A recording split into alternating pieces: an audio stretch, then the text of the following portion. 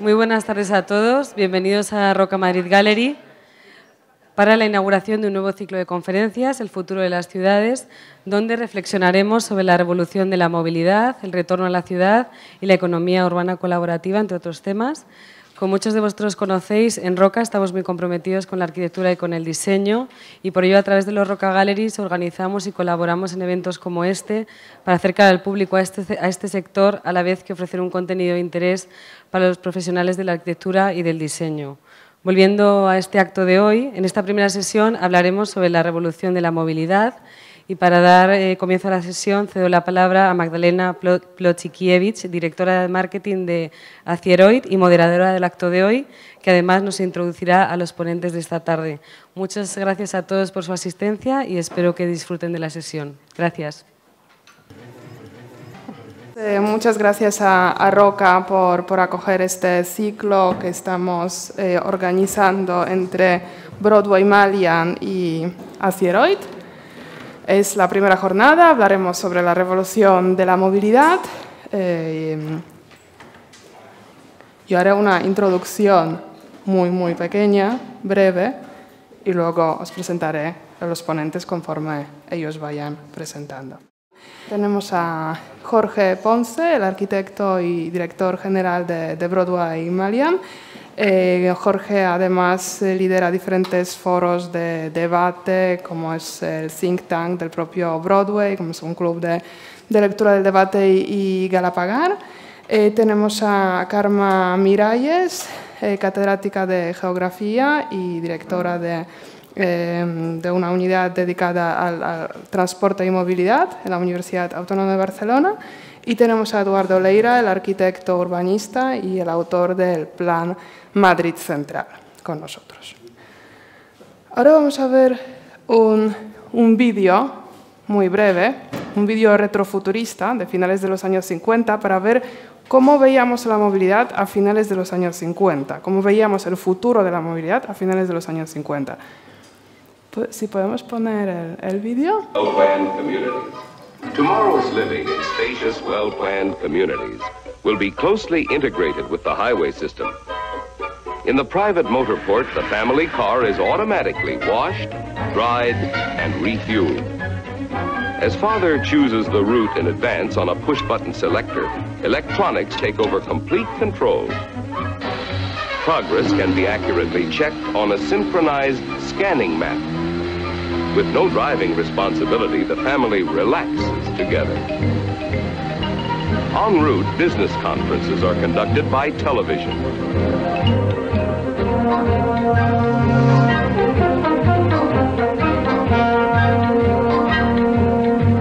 On entering the city, the family separates. Father to his office, mother and son to the shopping center. These new forms of vehicles will bring about special purpose roadways. Office buildings will combine unique parking and elevator services.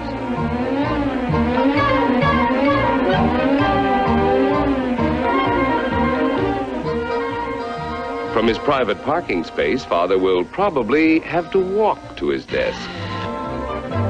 When mother and son arrive at the shopping center, they enter a massive cylinder, and their parking space literally comes to them. Safely above vehicular traffic, moving sidewalks make window shopping effortless. Bueno, muy bien. Este es un vídeo de la época cuando entregamos por completo la ciudad al vehículo privado. Vemos que se han previsto los vehículos autónomos en este vídeo, que se han previsto las videoconferencias de negocios, pero no se ha previsto la emancipación de la mujer, ¿no? Cuando la familia llega a la ciudad, el padre va a las oficinas, la madre con el hijo va al centro comercial.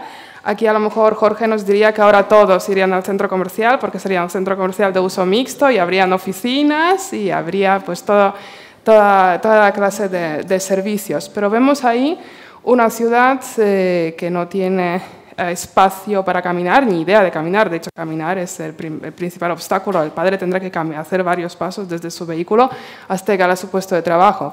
No tenemos espacios verdes, no tenemos el Blue Health, los espacios de agua, no tenemos escala humana. Es una ciudad tal como la hemos concebido, tal como lo vemos, pues prácticamente domina completamente por el vehículo privado. Si hablamos de futuro y nos lo imaginamos parecido al presente, nos vamos a equivocar con toda la certeza. Si nos lo imaginamos muy diferente, también nos vamos a equivocar.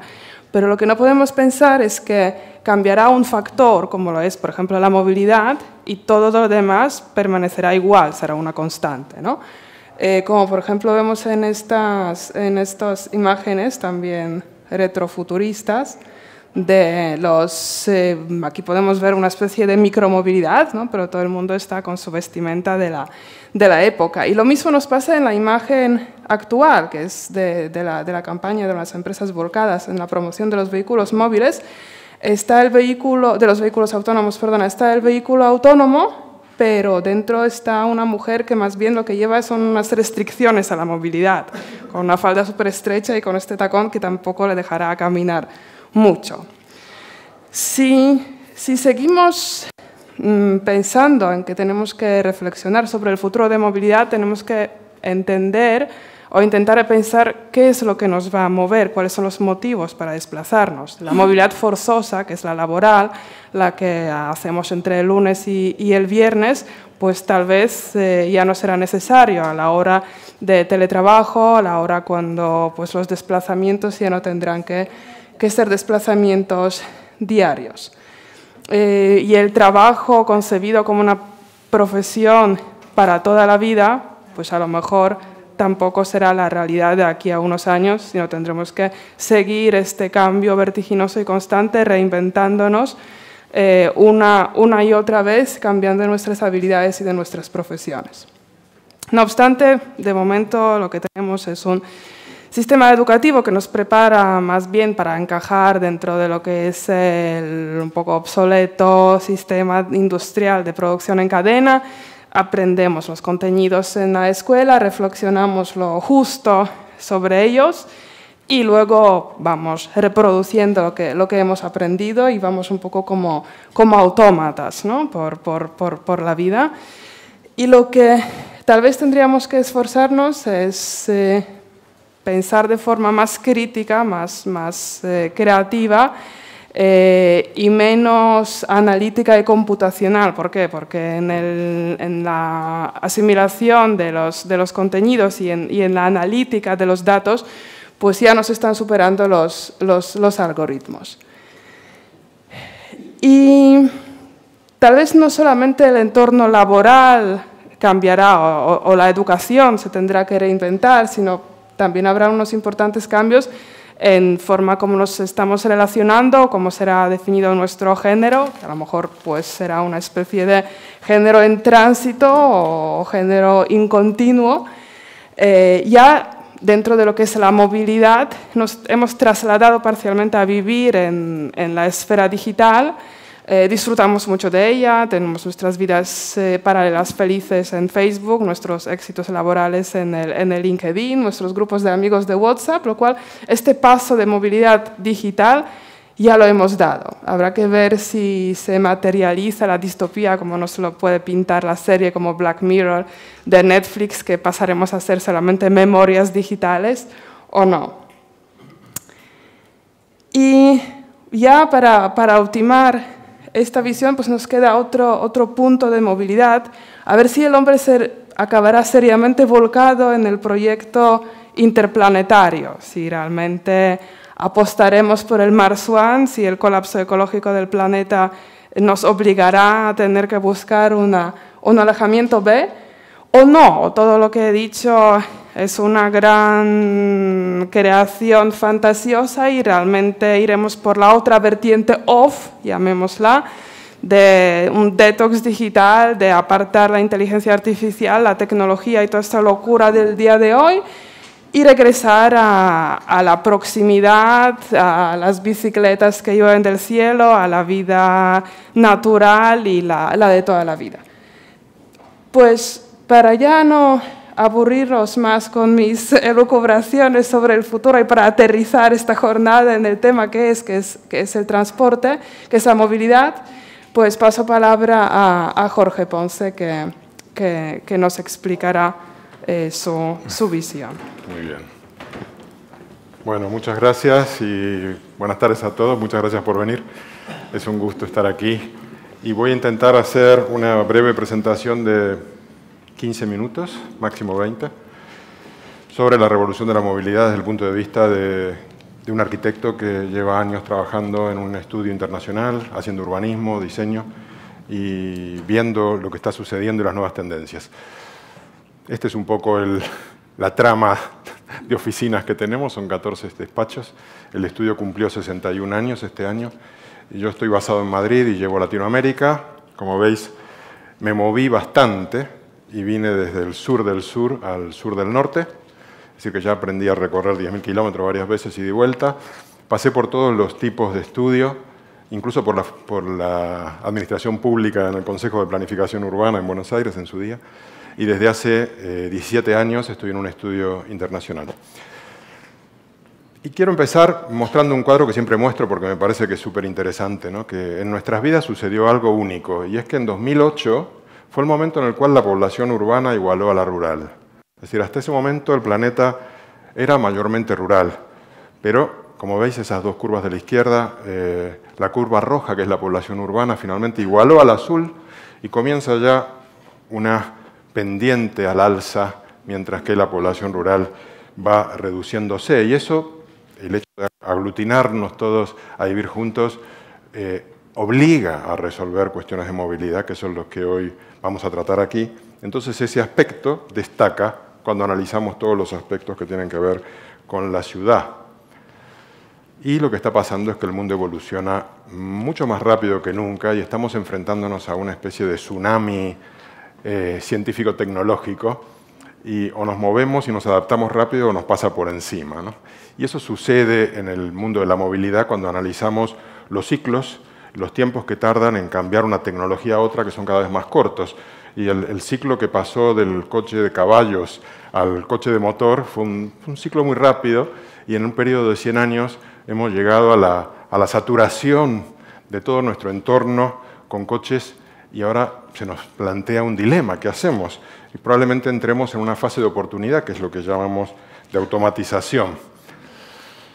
Evidentemente, el mundo basado en el coche es un mundo que se extiende, y eso es lo que nos pasó el siglo pasado, ¿no? Nos convertimos en sociedades más suburbanas, y esa vida suburbana tiene un problema, y que es bastante más cara que la vida urbana.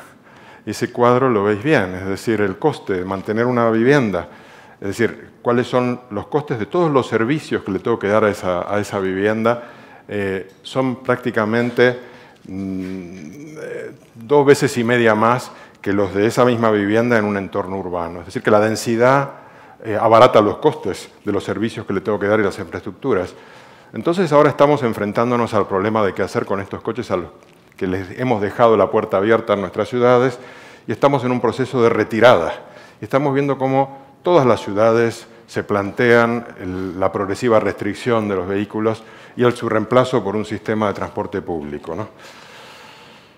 Y los ingleses lo llaman Transport Oriented Development, que es una filosofía de planeamiento que se basa que este nuevo crecimiento de ciudades tiene que estar estructurado en base al transporte, fundamentalmente el transporte público. ¿Por qué? Porque permite reducir la dependencia del coche, permite vivir, trabajar, pasar tu tiempo libre en una misma zona, reducir los desplazamientos, y eso tiene unas ventajas enormes de costes y de calidad de vida, porque también reduce la contaminación y da la oportunidad de reincorporar naturaleza en las ciudades. Este es un ejemplo de un proyecto que yo considero emblemático de lo que esta filosofía representa, la del Transport Oriented Development. Es un proyecto que estamos haciendo en Malasia, es la nueva estación del tren de alta velocidad de Kuala Lumpur, que lo va a conectar con Singapur, y el hecho de hacer una nueva estación nos ha llevado, ha llevado al gobierno de Malasia a programar todo un distrito, todo un barrio, que es un barrio de usos mixtos, anclado en esta central de transporte, pero que tiene todos los componentes para que tu vida la puedas hacer en proximidad. Tienes las áreas de trabajo, las áreas de entretenimiento, las zonas públicas exteriores, el parque, las viviendas. Y yo creo que lo que está pasando en Asia es realmente ejemplar, porque es el sitio que más está creciendo sus ciudades, y son desarrollos basados en el uso de dos cosas, mixed use y transporte público, y creo que por ahí va el futuro. Esto tiene que ver también con un nuevo modelo de ciudad, una ciudad que es policéntrica. No es una ciudad como teníamos costumbre, con un único centro y el resto es una periferia que la pasa a canutas. No, lo que estamos es en un plan de reconfiguración de las ciudades para que cada barrio, cada distrito tenga todos los componentes que permiten hacer una vida plena. Y eso es lo que llamamos ciudades policéntricas, que tienen sus desafíos también, ¿no? Porque, digamos, tenemos que lograr que funcionen, que cada policentro sea equilibrado. Y para eso ahora tenemos tecnología. Podemos utilizar el teletrabajo para reducir la dependencia del desplazamiento, no tengamos que ir permanentemente a nuestra oficina, sino que podamos trabajar a distancia. Vamos a poder acortar los viajes si hacemos desarrollos de mixed use y tenemos cerca el trabajo del lugar de entretención, del lugar de vivienda, y vamos a mejorar la eficiencia de todos estos sistemas y el consumo energético se va a reducir. Y eso está pasando, esto no es una teoría, eso cuando vemos en las diferentes ciudades del mundo, su planeamiento actual tiende a ir por este derrotero. Este es el ejemplo de Viena. Tuve la suerte de ver una presentación del municipio de Viena, de su plan para el 2025, que es prácticamente reconvertir la ciudad de Viena en policentros y dotar a cada policentro de todos los componentes para lograr esta vida de proximidad, ¿no? Que lo llaman STEP 2025. Esta revolución de la movilidad y de la orientación del planeamiento al transporte hace que valoremos otras cosas que antes quizás no prestábamos tanta atención. Que los ingleses, por ejemplo, lo llaman el walkability, la caminabilidad de una ciudad. Y ese pasa a ser un indicador de calidad urbana. ¿En qué medida yo puedo disfrutar la ciudad caminando? Es un valor. Hicimos la prueba de poner Roca Gallery Madrid en ese indicador y obtuvo 99 puntos sobre 100, con lo cual os felicito porque estáis en un sitio fantástico para caminar. Espero que hayáis venido todos en transporte público. Ese concepto de Transport Oriented Development tiene también sus cuestiones y es lo que también llamamos la primera y la última milla, porque el transporte público te deja, no sale de la puerta de tu casa ni te deja en la puerta de la oficina, sino que hay un tramo que tienes que resolver en la partida y en la llegada, y que ahora también existe la oportunidad de resolverlo mediante opciones de micromovilidad, que aquí en Madrid estamos viendo cómo están floreciendo los coches eléctricos, las patinetes, las bicicletas eléctricas. Son sistemas de micromovilidad que están surgiendo para resolver esa cuestión y complementar al transporte público. Y que los vemos en esta imagen, ¿no? Hay muchos formatos, muchas variedades y está evolucionando con mucha rapidez. Pero la movilidad del futuro no se queda en esto. La movilidad del futuro pasa por un desarrollo aún mayor de la tecnología que permite que los sistemas de transporte se hagan autónomos. Y eso no es una utopía, es algo que ya está en pleno desarrollo, está muy avanzado y veremos en la siguiente década ya los primeros vehículos autónomos en nuestras calles, y eso supone un cambio total de filosofía.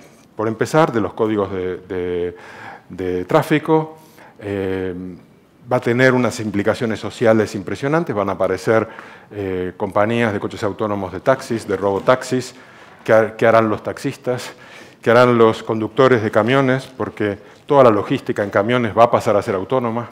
Vamos a vivir unos desafíos sociales súper importantes. No es una utopía. En Francia ya hay un prototipo de robotaxi, no es prototipo, ya se produce en serie, ya está a la venta, cuesta 250.000 euros. Quien quiera tener su propio robotaxi es el que está aquí abajo a la izquierda. ¿Cuál es el pequeño problema? Todavía no están las normas de tráfico adaptadas para permitir su uso. Lo puedes usar en zonas restringidas, pero es que eso se va a poner al día muy rápidamente. Y yo tenía aquí un vídeo que no sé cómo, si esto... Ahí está. Es un vídeo que encontráis en internet, pero digamos es un vídeo de anuncio de Navia.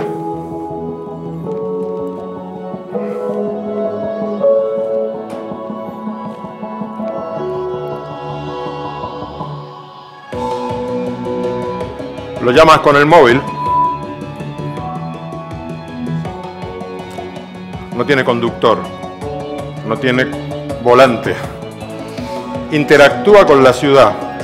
no le hace falta elementos específicos en la ciudad para dirigirse, él los reconoce. Reconoce a los peatones, reconoce otros vehículos. Y tú puedes en el coche hacer otras actividades. Es decir, puedes tener una reunión, puedes ir mirando una película. Es un coche que ya no depende de nosotros.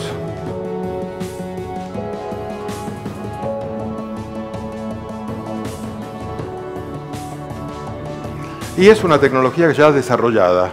Y es francesa, la tenemos aquí al lado. Podéis hacer una orden de uno de estos por internet, ahora cuando os vayáis. 250.000 euros. Está súper barato. El único tema es cambiar las normas de tráfico. El tema es que en otros países van muy rápido. Y como no nos pongamos las pilas, nos vamos a quedar muy atrás. En Estados Unidos ya hay varias organizaciones desarrollando las reglas de tráfico del futuro. NACTO, por ejemplo, lo podéis consultar en internet, entráis y veis cómo va a ser el código de circulación del futuro, cuáles son las claves de ese funcionamiento, y no solamente eso, sino cómo es el diseño de las calles, que son calles distintas, calles en las cuales se va a reducir la calzada porque los coches autónomos tienen mucha más capacidad de carga porque son de uso colaborativo y logran ser un transporte mucho más eficaz, más eficiente, y por tanto hay una oportunidad de incorporar más zonas verdes, más aceras, más espacio para los peatones. Hay una Liga Nacional de Ciudades que agrupa 19.000 ciudades de Estados Unidos, que es la que está promoviendo la realización de pruebas piloto en todas las ciudades de Estados Unidos con coches autónomos. Es decir, que se lo están tomando muy en serio. Y no son solamente coches, son todo tipo de transporte, camiones, drones, minibuses, estos shuttles de 8 personas. Y la expectativa es que en el año 2035 ya un 40% de los vehículos sean totalmente autónomos. Es el cuadro de la derecha arriba. Y eso va también relacionado con la reducción del coste de las baterías, que va tendiendo a tener un coste mínimo. Eso también está permitiendo este desarrollo. Y también esto tiene una implicación en otra cuestión fundamental en estos tiempos de e-commerce, que es el tema de la logística. Porque ahora mismo nosotros no nos damos cuenta, pero cada vez más estamos comprando por internet y esperamos que nos traigan las cosas. Las empresas se preocupan por entregárnoslas cada vez más rápido, y también los vehículos autónomos van a hacer el servicio de delivery mediante robots autónomos que irán por la ciudad llevando los productos que compremos, drones. La semana pasada DHL ya hizo distribución de productos comprados por internet a través de drones en China, que evidentemente es un país más permisivo probablemente en normativas y más arriesgado, y veremos a ver a qué velocidad iremos nosotros. Claro, esta movilidad futura tiene fases de implementación, no se produce un día para el otro, pero digamos las previsiones son muy rápidas. En 2017 ha comenzado la fase 1 y aquí la estamos viviendo con la introducción de micromovilidad, la opción flexible y de alta ocupación. En la fase 2, a partir del 2022, ya se anuncia la aparición de flotas de taxis autónomos. De hecho, digamos, en los Juegos Olímpicos de Tokio va a haber taxis autónomos. A partir del año que viene está anunciado que habrá taxis autónomos en ciertas zonas de Londres. En fase 3, 2027, vehículos autónomos con rutas flexibles van ampliando su alcance y se va reduciendo la calzada. Si veis el esquema, partíamos con 4 carriles, 5 carriles en el principio, y al final, en la cuarta fase, terminamos con 2 carriles. Eso da una oportunidad total de incorporación de más verde, más aceras y recuperar la ciudad para las personas, ¿no? La fase 4 es la de total autonomía del transporte, que va también a generar redundancia de una gran cantidad de aparcamientos. De hecho, durante muchas décadas estuvimos cavando la tierra para construir espacios para guardar los coches. Eso ha sido costosísimo. En el coste de un edificio, el meter todos los parkings necesarios bajo rasante representa aproximadamente la mitad del presupuesto de obras. Con los coches autónomos no van a hacer falta esas excavaciones. Lo que sí nos va a hacer falta son centros de logística para distribución de proximidad, y también nos van a hacer falta data centers para poder mandar la foto del gatito por Facebook. Y todo eso necesita espacios, y por ahí podremos regenerar o reutilizar los aparcamientos que tenemos ahora para esos usos, pero también nos van a sobrar espacios y tendremos que ver qué hacemos con ellos. Esa es otra revolución que no está claro cómo terminará. Pero esta es la evolución de las calles que tendremos que ir viendo, cómo partiendo de 4 carriles, progresivamente primero crearemos unos carriles exclusivos para coches autónomos y luego al final solamente dejaremos el carril con los coches autónomos y el resto serán el espacio para las personas, bicisendas y demás. De hecho, las calles van a ser más amables y más humanas. Va a tener prioridad el peatón. Estos son previsiones de NACTO, esta organización que está haciendo los nuevos trazados de calles y de normas de tráfico en Estados Unidos. No es que me lo estoy inventando yo. Y vemos cómo la calle de la derecha, que es después, tiene mucho más componente de transporte público y tiene una prioridad total del cruce de peatones que van a poder cruzar por el centro de la calle y demás. Y podremos plantearnos ciudades más peatonales y más próximas, que yo creo que de eso se trata. Yo pienso que tenemos que, o mi propuesta es ver este cambio tecnológico como oportunidad para mejorar nuestra vida en las ciudades.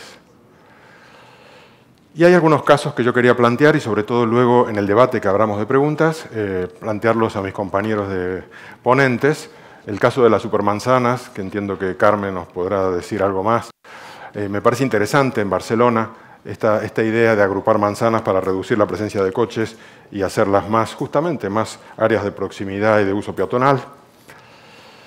Este es un ejemplo de un proyecto interesante que nos salió en Perú, donde un centro comercial nos pidió ayudarlos a mejorar la calidad urbana del barrio. Y hicimos toda una actuación de peatonalización parcial y de mejora del espacio público en torno al centro comercial, cuestión que hace algunos años atrás no existía para nada esa preocupación, es decir, que hay una preocupación generalizada por mejorar la calidad del espacio de la ciudad. Este es otro proyecto en el que estamos ahora en Ciudad de Guatemala, que representa también otra tendencia, que es la de grandes desarrollos de usos mixtos. En este caso es casi como crear un policentro basado en tener todo el componente de residencial, de oficinas y de entretención en un único sitio para reducir los desplazamientos y, por supuesto, esto está anclado en la red de transporte público de Ciudad de Guatemala. Y finalmente, otro ejemplo que me parece muy interesante que hemos hecho en Calgary, en Canadá.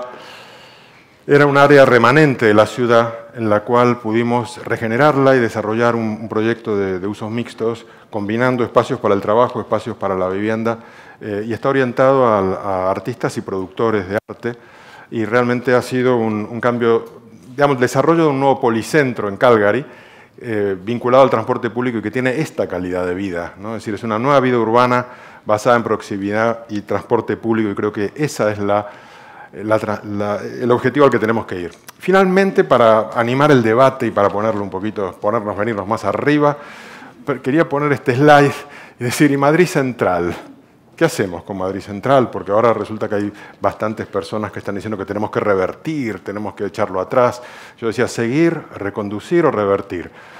Yo me pregunto, Madrid Central a lo que trataba de responder es a la pregunta de cómo hacer ciudades más saludables, más próximas y más humanas. Entonces yo quería aportar mi contestación a esa pregunta diciendo, sí, hay que seguir con Madrid Central. Y nada más, muchas gracias.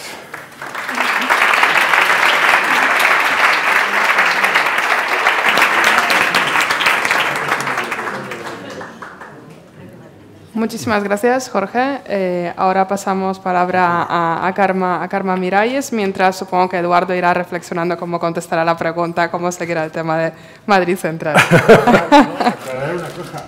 Yo no tengo nada que ver con la Madrid Central. Bueno, perdón, algo tiene. No tengo nada que ver. Bueno, no. Pues a ver, entonces te explicarás. No, pero es que como me has presentado como autor, no tengo nada que ver con Madrid Central. Bueno. Muy bien. Los cónyuges no tienen que ver con los proyectos. Estuve mal informada, es mi culpa, lo asumo. De acuerdo. Aclararé. Muy bien. Lo que he hecho en Madrid. De acuerdo. Bien. Gracias por invitarme. Gracias a todos y a todas por estar aquí. Siempre es un placer venir a Madrid. Yo soy de Barcelona, soy catedrática de Geografía y experta en movilidad, transporte y territorio desde hace un montón de años. Por tanto, hablaré como profesora de universidad, ¿sí? La pregunta que nos hacía la organización era el futuro de las ciudades y la revolución de la movilidad. Pero antes quiero compartir ese concepto de movilidad, ¿sí?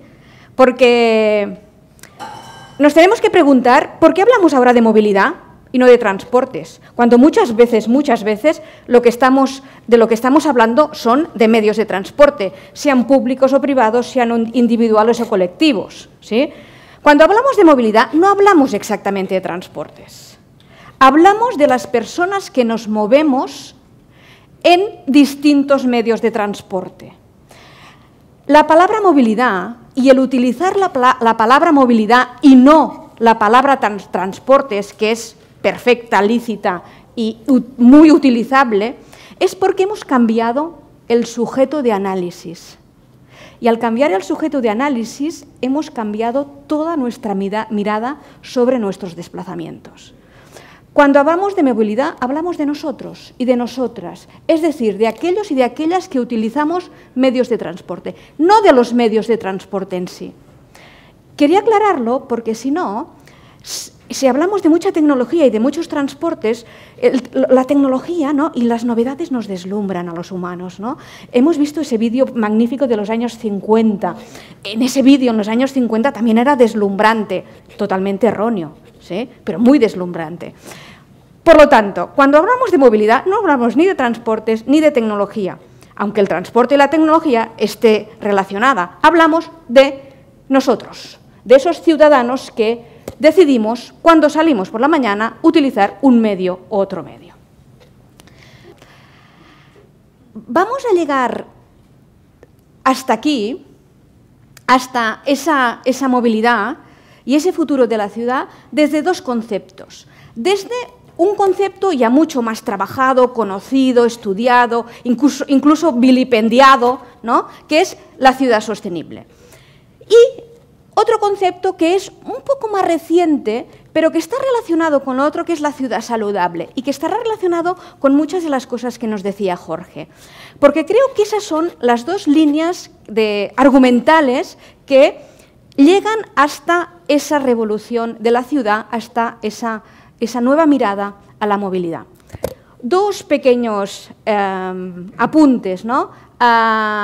El jefe de arquitectos de Barcelona decía hace poco en un periódico, hacia la Barcelona saludable. Caray, ¿no? O la alcaldesa de París, ¿no? Tenemos que hacer es urgente, ¿no?, hacer una ciudad más saludable. ¿Qué pasa con nuestras ciudades? ¿Es que no lo son?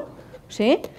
¿Cuándo las ciudades habían dejado de ser saludables? ¿Cuándo? ¿Sí? Desde el siglo XIX, ¿sí? Esto ya lo conocíamos, ¿no? Los higienistas del XIX, ¿qué son? Sino un pensamiento y una acción sobre la ciudad para que la ciudad no nos enfermase, ¿sí? Después, ¿no?, ya en la ciudad del siglo XX, esa ciudad moderna, esa ciudad donde consumir recursos no renovables no era ni una pregunta ni una cuestión, se consumían y ya está, ¿no? Ese pensamiento nos llevó a ese concepto de ciudad sostenible del XXI. Y ahora, ¿sí?, a principios del siglo XX, del siglo XXI, la ciudad nos vuelve a enfermar y a ese nuevo estadio de la ciudad estamos luchando contra él con ese concepto de la ciudad saludable. El movimiento higienista, y eso lo comparto con muchos de ustedes porque ya lo saben, ¿no?, esa ciudad que enfermaba, esa ciudad que no sabíamos cómo hacer para que el cólera no matara a miles de personas, y esos pensadores sobre la ciudad, esos pensadores sobre el urbanismo, ¿no?, entendieron que la ciudad tenía que ser mucho más saludable, ¿no? Y inventaron una cosa magnífica que ahora ya, como hemos nacido y vivido con ello, ya no nos acordamos, pero esto fue una gran revolución urbana, ¿no?, que son todo el sistema sanitario y todo el sistema de aguas. Eso sí volvió a la ciudad, retornó a la ciudad unas condiciones de salubridad correctas. El siglo XX nos trajo otra tipología de ciudad, la ciudad moderna, vinculada a ese vídeo del principio, ¿no? La ciudad moderna donde el concepto de límite o de finitud no existía, donde se podía consumir de forma ilimitada todos los recursos energéticos, de suelo, de tiempo de sus ciudadanos. No se olviden, y aquí hago un paréntesis, el recurso más finito que tenemos no es ni la energía, no es ni el suelo, es el tiempo, ¿sí? Porque todos tenemos el mismo tiempo, que es 24 horas. Por lo tanto, yo siempre me gusta compartir el concepto de tiempo como un capital social finito individual, que tiene mucho que ver con la ciudad moderna, porque la ciudad moderna eso tampoco lo tuvo en cuenta, ¿no? Porque de la ciudad moderna, ¿no?, surgieron la ciudad de los colapsos, ¿sí? Y la ciudad de la congestión y la ciudad de los colapsos es esa ciudad que nos roba tiempo. Eso es una parte de la ciudad moderna. Y delante de eso, de esa ciudad moderna, a partir de finales del siglo XX, en principios del siglo XXI, empezamos a pensar sobre la ciudad sostenible. Una ciudad que tiene que tener finitud, límites, y una ciudad donde la movilidad tiene costes individuales y colectivos. Eso es muy importante. ¿Qué costes tiene la movilidad? ¿Qué costes tiene nuestros desplazamientos cotidianos en nosotros mismos, como personas individuales, pero no solo, en nosotros como elementos o personas dentro de una colectividad? Porque los costes son individuales, los pagamos cada uno y cada una de nosotros, pero también son colectivos, ¿no? Pensar en costes medioambientales, en costes sociales, en costes económicos, hace que tengamos que repensar todas nuestras movilidades, todos los medios de transporte que estamos utilizando y también nuestras ciudades. Además, ahora aparece ese concepto de ciudad saludable. La ciudad tiene que incrementar nuestra salud, o al menos no disminuirla, ¿sí? Y en este momento sabemos, porque lo tenemos contabilizado y muy bien contabilizado, que la contaminación nos mata directamente y mata a muchos miles de personas en todo el mundo. Y además, también sabemos, porque esto nos lo dice la OMS, que tenemos que hacer ejercicio, ¿sí? Para todo, ¿sí? Para evitar enfermedades, para disminuir de peso, para estar más contentos incluso. La felicidad también está en relación a ese caminar, porque la felicidad también forma parte de nuestro bienestar. Y entonces la OMS nos dice, la OMS nos dice, hagan 60 minutos diarios de algún ejercicio físico, ¿sí? Pero nos dice una cosa aún un poco más importante, que este ejercicio físico esté incorporado a nuestros hábitos de cotidianidad. Nos dice, no paguen más gimnasios que no van a ir y que van a pagar una cuota. Más vale que compren libros, de verdad, ¿no? O lo que les guste, ¿sí? Pero hagan ejercicio caminando. Pero no caminando por la montaña una vez no sé cuánto, sino cada día, ¿sí? Incorporen en su hábito cotidiano esa caminabilidad. Antes nos lo decía Jorge, ¿sí? Pero ¿por qué nos lo dice la OMS? ¿Sí? Que la OMS es esa Organización Mundial de la Salud, no tiene nada que ver con la movilidad, ni con los transportes, ni con nada, ¿sí?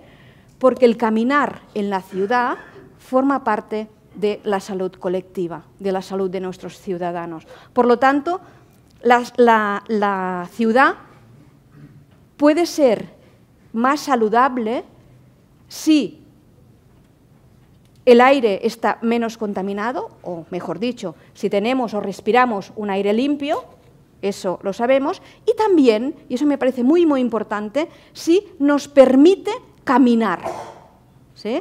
Y eso requiere dos cosas, porque igual estamos ¿no? Queremos caminar, pero no sabemos ni por dónde, ni cómo, ni cuándo, ¿no? Porque hay ciudades que han y sus ciudadanos de esas ciudades han perdido totalmente el hábito de caminar. ¿Por qué? Porque la ciudad no les invita. ¿Sí? Hay ciudades donde no hay aceras. ¿Por dónde se puede caminar si no hay aceras, ¿no? Aquí en la imagen ven un cambio de espacio público donde se puede percibir, ¿no? Pequeños, ese es microurbanismo donde en una situación, en la de arriba, no hay espacio para el peatón y en la de abajo se ha facilitado que ese peatón pueda caminar. Eso es un elemento, pero hay otro. Caminar en la cotidianidad significa que puedas ir de un sitio a otro, ¿sí? O sea, que puedas salir de tu casa y llegar a algún sitio para hacer algo, ¿sí? En un tiempo razonable y con un esfuerzo posible, ¿sí? A eso se le llama proximidad, ¿sí? Nosotros llamamos proximidad a esa unidad de 10 minutos andando que te permite hacer cosas en la cotidianidad, es decir, hacer cosas en tu barrio, ¿sí? Por eso no solo es cómo diseñamos las calles, que también, ¿no? Para que podamos caminar en ellas y para que seamos nosotros los peatones los protagonistas de eso, y también que esas calles nos lleven a hacer cosas, ¿sí? en esos 10 minutos. Por tanto, espacios apropiados y escalas de proximidad. Y esto, tanto la ciudad sostenible como la ciudad saludable, confluye en lo que llamamos los transportes activos, ¿sí? Que son esos transportes que permiten que, además de transportarnos, ¿sí? Hagamos salud, que son los peatones, es decir, nosotros mismos, y las bicicletas. Todo el mundo, todas las ciudades del mundo, en este momento, todas están en esa dirección. ¿Sí? Con más o menos éxito, con más o menos rechazo, con más o menos contundencia, ¿sí? Pero todas. Y eso es lo que apunta la ciudad del futuro, ¿no? Y a mí me gusta entender esos dos conceptos en dos dimensiones, porque la ciudad siempre tiene dos dimensiones, que es la dimensión colectiva y la dimensión individual. Cuando hablábamos de sostenibilidad del entorno o de la ciudad, era un hablar colectivo. En cambio, cuando hablamos de la salud, tiene una dimensión individual, ¿sí?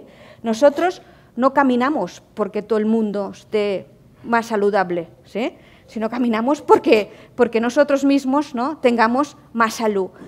Muchas veces actuar desde lo colectivo nos cuesta un poco más, porque incluso no lo llegamos a entender, que nosotros con nuestras cotidianidades podemos afectar a esa dimensión colectiva que es la ciudad.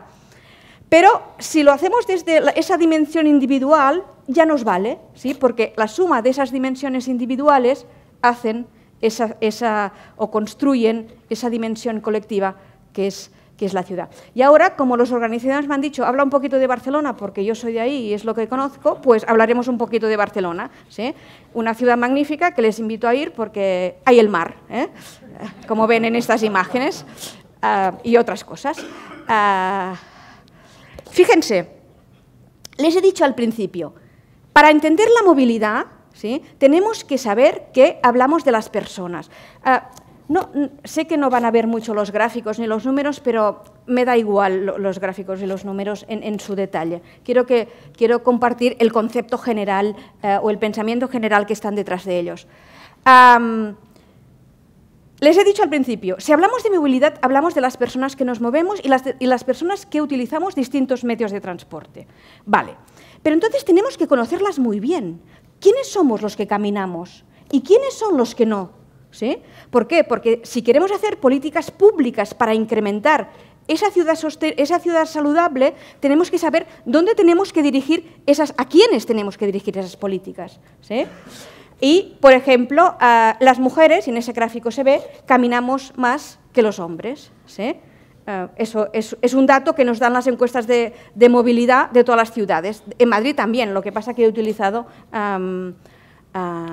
datos de Barcelona. Otra cosa fundamental que tenemos que que tenemos que entender y relacionar con esa dimensión de ciudad sostenible y ciudad saludable, la distribución modal. De todos los desplazamientos que los ciudadanos de una ciudad hacen en un día, ¿qué medios de transporte utilizan? Eso se llama distribución modal. En Barcelona, los del interior de Barcelona, casi el 50% son en modos activos, ¿sí? Esto está relacionado con la salud y con la sostenibilidad, ¿sí? Y eso es muy importante.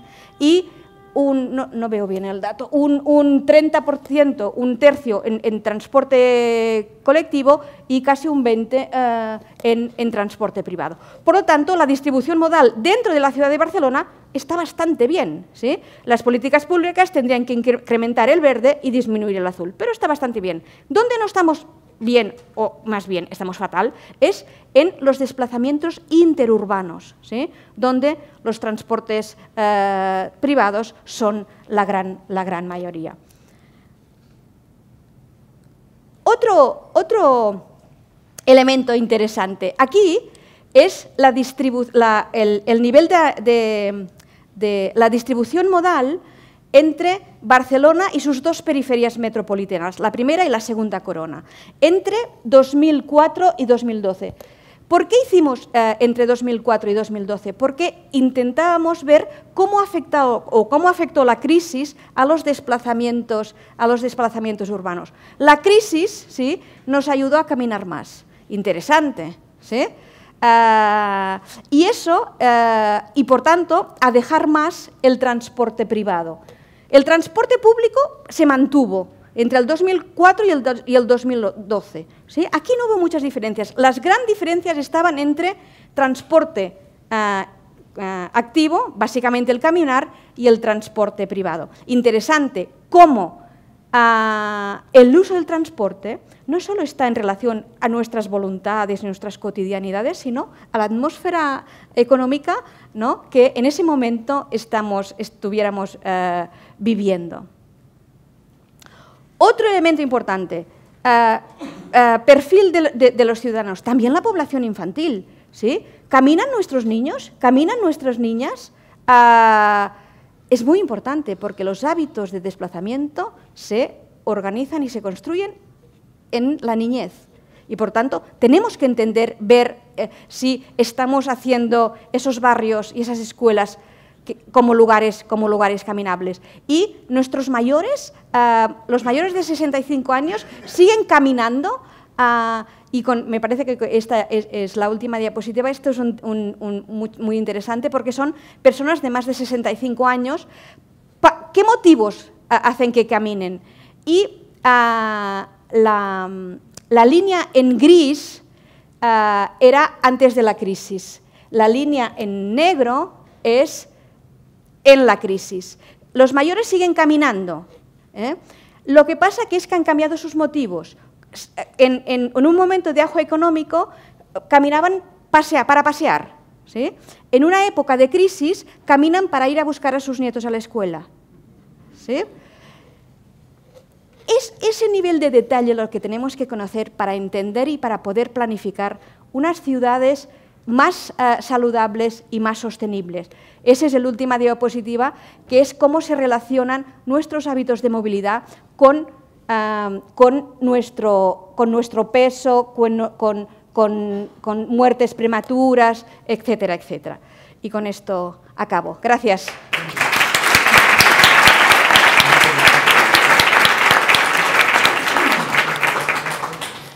Muchísimas gracias, Karma. Ahora paso la palabra a Eduardo. Antes rectifico, Eduardo es arquitecto urbanista con dilatada experiencia y no tiene nada que ver con Madrid Central.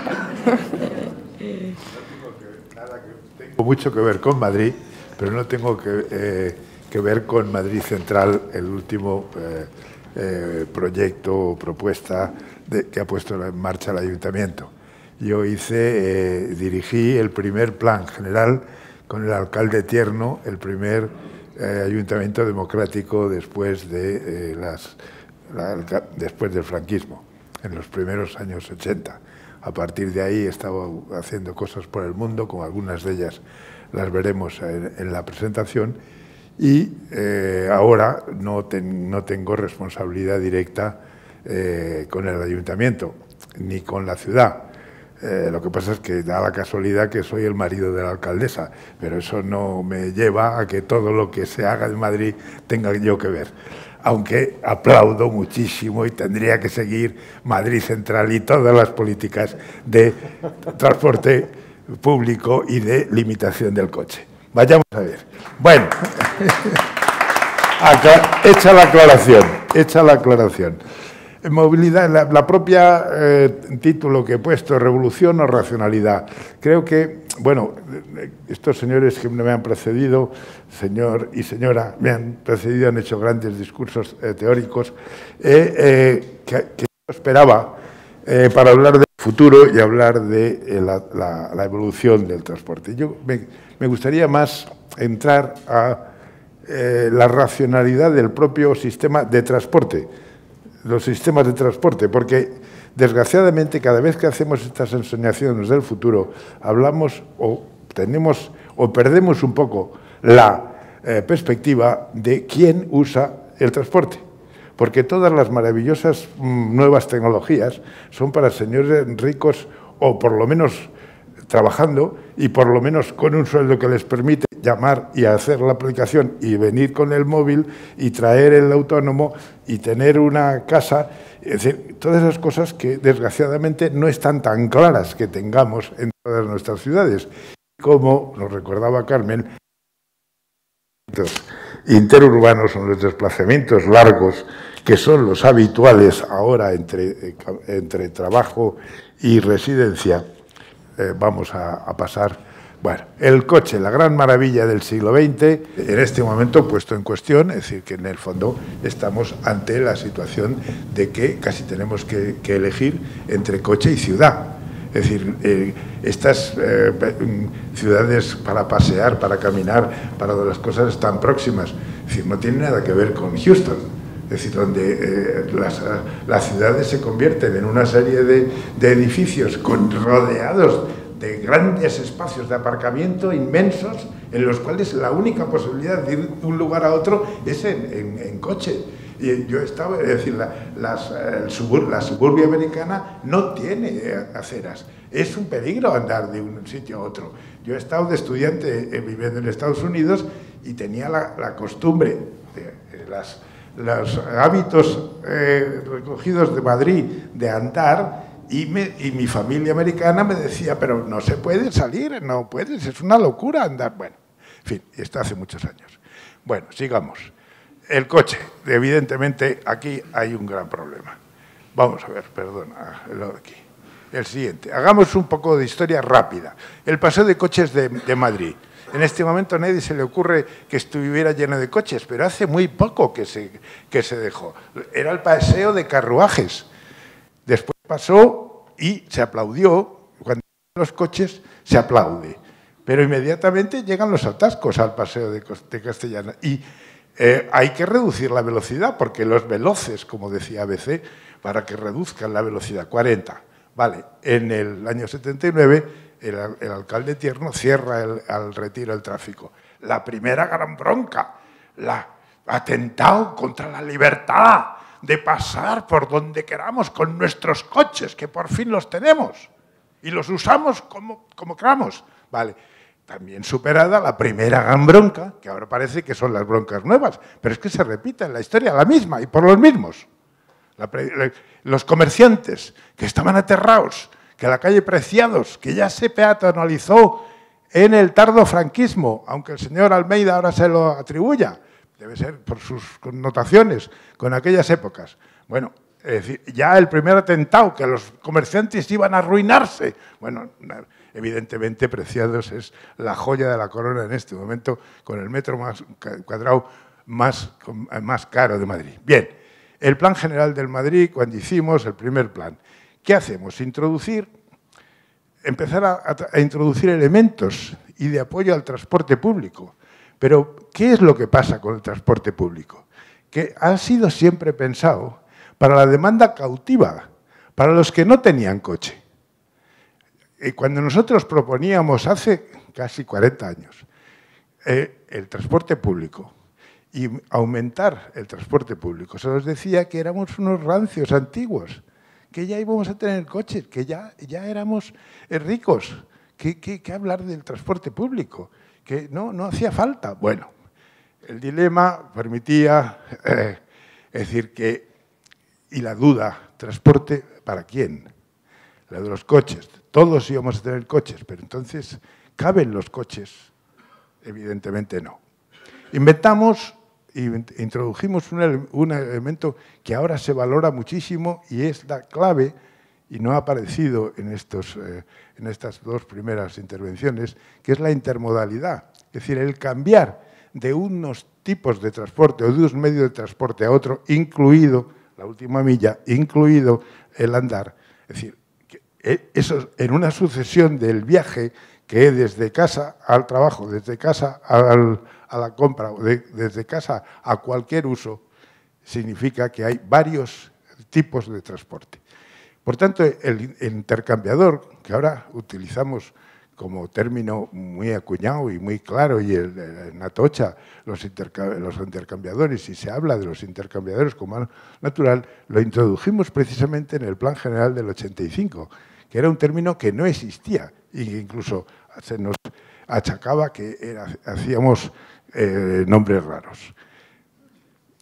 Atocha, un recuerdo con la austeridad de la memoria del Plan General del año 85, todo en blanco y negro, eso era austeridad y no otras cosas que después han llamado austeridad, pero ya donde aparece Atocha como gran intercambiador, que apunta, ni siquiera haciéndolo tanto como ahora se va a exigir a la estación de Chamartín, que el gran reto que tenemos es de verdad se convierta en una estación para los ciudadanos y no una estación solo para los viajeros, siendo un elemento tan potente el mayor punto de accesibilidad de toda la ciudad que va a ser la estación de Chamartín. Vale. Bueno, mucho ha cambiado las cosas, mucho ha cambiado la opinión pública. Ahora empieza a haber una nueva cultura, de acuerdo, empezamos a ser pensar que no podemos estar usando el coche todo el tiempo, aparece más kilómetros de metro. Nosotros en los años 80 proponíamos prudentemente, porque no contábamos con las grandes posibilidades de invertir con deuda, sino muy acotados a las capacidades previsibles de la ciudad, 13 kilómetros de metro. Después se han hecho cantidad de metros cuando ya se nos decía que éramos ricos y luego a lo mejor hay que estar pagando eso. Pero bueno, hemos hecho muchísimos kilómetros de metro. Y entonces estamos cambiando y hay una nueva cultura donde ahora ya se dice ¿qué prefiere un millennial? ¿El último modelo de teléfono móvil o un coche? Y contestan ya el último modelo del teléfono móvil. Lo de tener el coche no es la apetencia fundamental, pero los anuncios de coches todavía nos siguen recordando, posiblemente dando los últimos extractores, todos los días, la mayor concentración de anuncios de coches, posiblemente porque son las últimas oportunidades o piensan que lo son. Y entonces hacemos ese cambio de mentalidad solo por la salud. La realidad es que ha sido bastante la salud la que nos ha llevado a tomar medidas. Lo de la racionalidad del transporte y de la propia movilidad no parece ser un argumento suficiente. A mi juicio, hay que organizar los transportes para tener opciones de movilidad porque en sí mismos necesitamos que la ciudad funcione. Aunque luego razones poderosas de salud y de pérdida de salud por el motivo del coche sean el argumento que parece que es el que ha por fin convencido a la opinión pública de que se puede restringir el uso del coche. Bueno, entonces en esa movilidad para todos, que parece que es la gran pregunta que constantemente haré a lo largo de la intervención, ¿sin coches? Bueno, pues nosotros hemos hecho propuestas de una ciudad sin coches, rotundamente. Convocados hace 2 años, 12 equipos del mundo que convoca el gobierno chino para hacer una nueva ciudad, que no es una nueva ciudad, sino el triángulo. Esto se puede señalar, bueno, es que no estáis viéndolo aquí. El triángulo arriba está Pekín, abajo Tianjin, el puerto de Pekín y la bola en la izquierda del triángulo equilátero es la nueva ciudad que quieren poner en marcha para hacer una megaciudad o mega múltiple ciudad de 100 millones de habitantes en el futuro. Para empezar la bola, convocaron a 12 equipos del mundo para que les diéramos ideas de cómo empezar a hacer la ciudad con una pequeña franja de 1 millón de habitantes, para empezar. Nos dieron un mes para pensarlo y entonces pedimos por favor otro mes, pero nos obligaron a ir al mes a ver lo que estábamos haciendo. Yo recuerdo esta diapositiva que la puse en rojo, llamativa. El coche mata las ciudades. Tenemos que hacer unas ciudades para la gente y no para los coches. Bueno, además lo pusimos en chino. Vale. Vale. Entonces empezamos a plantear una ciudad sin coches. Era imposible. Es decir, una ciudad a la que tienen que llegar coches y tienen que salir en coches porque no está aislada del mundo. Pero que dentro no hubiera coches. Luego, ¿qué se plantea? Unos enormes aparcamientos que a veces se conviertan en unos acumuladores energéticos donde la gente tenga que dejar el coche. Como veremos en la siguiente diapositiva, es como en las mezquitas hay que dejar las babuchas en la puerta. Bueno, pues la ciudad sucia, con coches, está fuera y la ciudad limpia dentro. Y los habitantes tienen que dejar también el coche, con su casa alquilada o comprada, tienen un plaza de aparcamiento, si es que tienen coche, y si no, el alquiler de coches está en esos artefactos que se ponen a lo largo del borde de la ciudad, que está evidentemente conectada con transporte público, con todos los puntos de la ciudad, pero que solo tengo unos esquemas iniciales que no pasamos de ahí porque los chinos no nos dejaron, pero son grandes aparcamientos que podrían ser unas colinas con agua y con grandes plataformas de paneles solares, acumuladores, con una pequeña central hidroeléctrica. Es decir, bueno, el artefacto se podría elaborar y sofisticar, pero claramente lo que era un filtro entre fuera y dentro de la ciudad. Eso se ponía en la ciudad, en esos bordes. La nueva ciudad está al borde de un lago muy grande, muy complicado, lleno de nenúfares y de medio agricultura, medio lago, que no querían ocupar, y bueno, pues pusimos esta fórmula. Evidentemente los chinos dijeron que bueno, no demasiado, o sea, sin coches, pero no os paséis, vale, aunque incluso los grandes innovadores.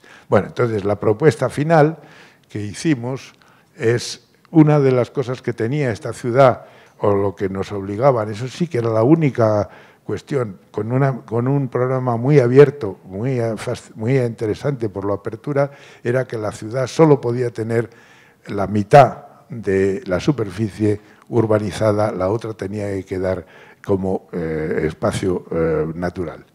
Por tanto, es una ciudad de la alternancia espacio-vacío, lleno y vacío, es una de sus características. Tiene esa, esa espina desdoblada en dos, con un lago entre medias, otro lago artificial, parque lago en el medio, y estas hojas que veis, que son los barrios que están conectados con transporte público, con el centro muy denso y muy intenso, porque otro de los temas, la intensidad, la densidad, es la que permite la caminabilidad y la que permite el tener cosas cercanas y posibles y con transporte colectivo, pero en cambio frente a la ciudad dispersa, de la que huíamos hace 80 o 100 años, de aquellos tugurios de la ciudad absolutamente funesta, de poco saludable, pero que precisamente la obsesión por reducir la densidad nos ha llevado a esa ciudad dispersa de la que estamos huyendo. La organización con un viario que solo va por el borde, que no tiene conexión con el centro y que solamente con transporte público, y si te empeñas en ir en coche, tienes que rodear por fuera para entrar. Toda esa banda de arriba es una banda de filtro donde sí podía haber industria pesada, logística de filtro entre el exterior con la autopista y la nueva ciudad. Bien, sin coches. En el fondo esa propuesta sin coches, de áreas sin coches, aunque tengas que contar con coches que entran y salen de ese área, lo habíamos propuesto ya dos veces en dos grandes proyectos, en el 2008, en un gran centro de negocios, el tercero que se hace en China, en Yuyaipu, en Tianjin, de ese orden de las cosas de los chinos, un centro evidentemente mixed use con 24/7, 350 hectáreas y 9 millones de metros cuadrados construidos, en el que hicimos una fórmula esta que después pondríamos en la ciudad, la nueva ciudad, estábamos en un meandro del río conectado con el puerto, por tanto estábamos con un freático muy alto, proponíamos una colina verde que tenía todo en el centro, un gran aparcamiento robotizado común para el conjunto del centro, algo planteable seguramente solo en China como planteamiento. Tampoco, es decir, conseguimos el segundo premio, ese que dice todo el mundo, el bueno, que no se atreven, o el primer perdedor, depende de cómo se interprete. Pero, como nos decían, como habéis visto, que hacíamos unos edificios demasiado estilizados y que no eran posibles, tuvimos los bemoles de hacerles una maqueta física con dimensiones reales y mandarles en la filmación diciendo sí se puede. Pero, en fin, estas cosas que se podían hacer en algún otro momento. Bien, también en un parque industrial que hicimos después, planteamos el tema de los sin coches, incluso en un parque industrial que necesitaba, evidentemente, tener camiones con 3 puertas de acceso, donde también había ese proceso de dejar el coche y entrar solo dentro con los sistemas de transporte internos y con coches compartidos, y hacíamos siempre la broma a los mandatarios chinos que iban a tener que dejar, cuando fueran a inaugurarlo, el coche fuera y entrar en un cochecillo compartido dejando al séquito. En fin, esto no pasó más que de las bromas del inicio. Diferentes tipos de calles. ¿Me estás apuntando que queda poco tiempo? Sí. Vale. Es que desde aquí no se ve, pero vamos, seguro. Bueno, distintos y segregación de tráfico, de calles de distinto tipo, bueno, con, evidentemente, una alimentación de una gran estación de tren con autobuses eléctricos que formaban parte de la urbanización del polígono industrial. Bueno, es decir, la racionalidad del transporte como gran preocupación y, por tanto, la necesidad de utilizar medios colectivos. Este es el gran problema que yo creo que está subyacente dentro de todas las nuevas tecnologías. Es decir, es que no podemos permitirnos, porque los coches autónomos también ocupan muchísimo espacio, estas comparaciones clásicas que solo como recordatorio de lo que ocupa un autobús y lo que ocupa esas mismas personas montadas en coche. Es decir, esto es de una evidencia que tendríamos que tenerla en cuenta y, por tanto, el futuro sí, pero mientras tanto, ¿qué? Habrá que seducir. A mi juicio, el problema del transporte colectivo es que tenemos que convencer. Y esto es difícil, pero tenemos que tomar medidas que seduzcan y atraigan a usar el transporte colectivo, cosa que no es nada fácil, que no está acuñada, que no la gente, es decir, aunque le digas que va a poder tener esta vida maravillosa mientras que viene en el coche autónomo en vez de oyendo la radio en los atascos, ahora sigue pensando que más vale el atasco y la radio. Y, es decir, algún ejemplo también de cómo la disuasión, que tanto se habla, los aparcamientos de disuasión, a mi juicio, si son nada más que eso, no van a funcionar nunca. Conseguir que la gente deje el coche porque deje el coche, habría que ponerlo algún atractivo más. En un caso en Oporto, lo que hicimos, es decir, aprovechar un nudo de autopista para, evidentemente, no solo montar un aparcamiento de disuasión, que estando en la autopista facilitaba el que dejaran el coche, sino un centro comercial, una torre de oficinas, es decir, un nuevo centro, que además pudiera invertir en las 2 paradas de metro los flujos de transporte y que sirviera fundamentalmente de aparcamiento de disuasión en los días de diario y aparcamiento para el centro comercial los días de fin de semana. Bueno, imágenes rápidas de esto. Bien, en Madrid la asignatura pendiente, nada fácil, es estos aparcamientos de disuasión. Muchas preguntas, es decir, se habla muy alegremente y se han hablado en estos días de campaña electoral de los aparcamientos de disuasión como si fueran una cosa que se coloca en cualquier lado y que, es decir, es bastante complicado. Tiene que ser en una radial de carretera y de transporte público, también de cercanías o de metro. Evidentemente no vale en cualquier sitio. Hay que reorganizar la red, a mi juicio, de las líneas de MT, que son muy antiguas y siempre pensadas para que no hubiera transbordo, porque el transbordo es la penalización. Primero porque hacíamos pagar el billete cada vez que te bajabas y te subías en otro, cosa que es intolerable en este momento. Tienes que tener un billete único, pero segundo, lo tienes que poner muy fácil, muy cariñoso, que la gente se baje y no se moje, que el siguiente autobús venga muy pronto, que las esperas sean mínimas.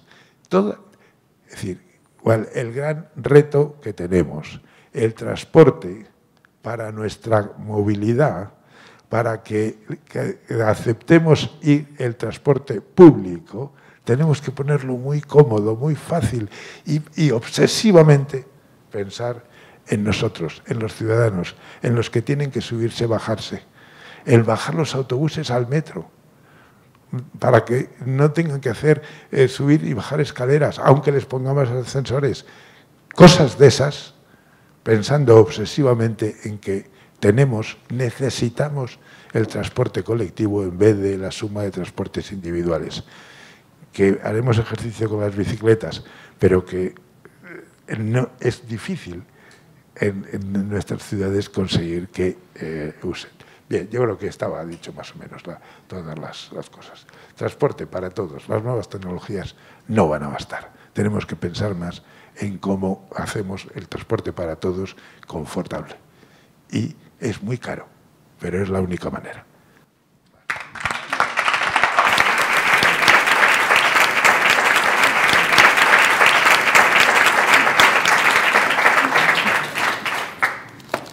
Muchas gracias, Eduardo. Y ahora sí abrimos el espacio de debate, dando sobre todo la prioridad al público. Bueno, aquí ya veo enseguida.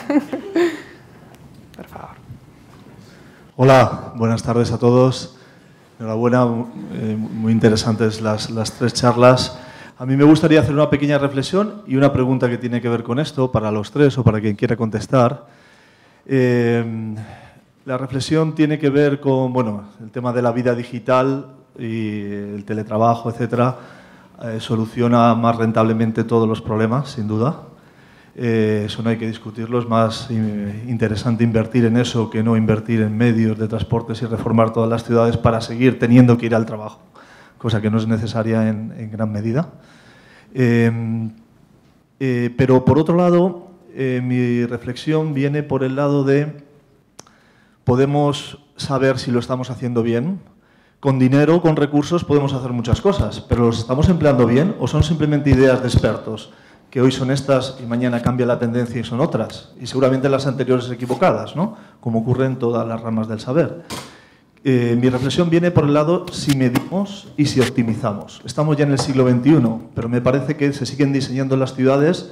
Hemos hablado más, creo que se ha hablado más del pasado que del futuro ahora, ¿no? En estas charlas que hemos hecho, no de lo que viene, ¿no? Pero creo que la asignatura pendiente está en optimizar o en medir lo que hacemos. Se mide de forma indirecta la contaminación, se mide de forma indirecta el gasto energético, pero creo que la puntualización que has hecho antes sobre el tiempo de cada persona es el verdadero punto clave. ¿Se puede medir el gasto de tiempo de cada persona en el momento, persona por persona me refiero, no una encuesta que hago a 3 ciudadanos, persona por persona? ¿Se puede medir qué actuación hago y cada vez que hago una actuación ver si he mejorado o empeorado? El pasar de 4 carriles a 2 se ha medido. ¿Se ha visto cuánto tiempo se ha ahorrado? ¿Qué ciudadanos? ¿En qué medida? ¿Cuál ha sido su satisfacción? Creo que adolece, es mi opinión, pero creo que me vais a corregir enseguida, todos los planes de urbanismo, de sistemas de transporte, adolecen de falta de ingeniería de la optimización. Solo aportan ideas y diseño, pero falta medir y saber las cosas. Hoy en día, yo os aporto 2 ideas, hoy en día todos nos hemos puesto encima un teléfono móvil. Las operadoras de telecomunicaciones tienen los datos macro, anónimos, tranquilo, que nadie se asuste, nadie le va a seguir qué pasa. Tienen los datos macro de cómo se mueven todos y cada uno de los ciudadanos uno a uno. En qué momento, a qué hora, a dónde se desplazan, etc. Yo trabajo para una empresa que desarrollamos tecnología que en vez de a nivel macro lo hacemos a nivel micro. Es decir, sabemos cómo se mueven las personas por la ciudad porque analizamos los móviles, ¿de acuerdo? Y sabemos dentro de la estación de Atocha o de Chamartín cuáles son los flujos. Y cada vez que cambias una señalítica o pones un banquito en el medio para que la gente se sienta, cómo afecta. Y se ayuda al objetivo que querías cumplir.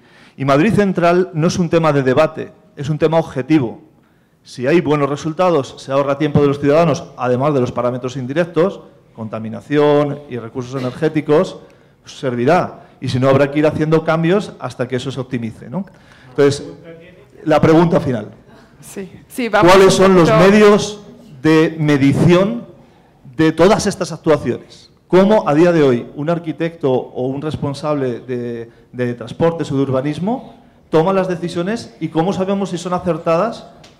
¿Qué medios se están utilizando a día de hoy o cuáles son los que se podrían utilizar? Con empresas como la tuya. Así de claro. Es decir, que quien estáis midiendo los comportamientos, y ojalá y toquemos madera que sean tan anónimos como dices, pero en el fondo se está comprobando así. Es decir, y luego hay otro tipo de mediciones. En el caso de Madrid Central, la medición de los medidores de contaminación. Es decir, que, pero vamos, hablas de flujos de personas en las nuevas estaciones, que yo sepa, se está midiendo precisamente los flujos y cómo organizar los flujos, no solamente aquí, sino fuera de aquí, ¿no? Y con instrumentos como los que supongo que manejáis vosotros, como yo he visto en otros casos de universidad, de cómo los estudiantes se mueven, dónde estudian, cómo tal, bueno, que son, digamos, micro pruebas que trasladables después a la ciudad, ¿no? Pero la pregunta sería si de verdad se utilizan. La tecnología está, pero ¿alguien lo utiliza de verdad para tomar las decisiones? Pues habrá que preguntárselo a ellos, pero creo que sí. Claro, claro. Creo que sí.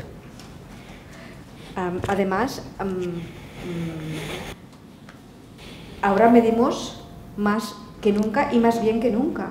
Tenemos mucha información, ¿sí?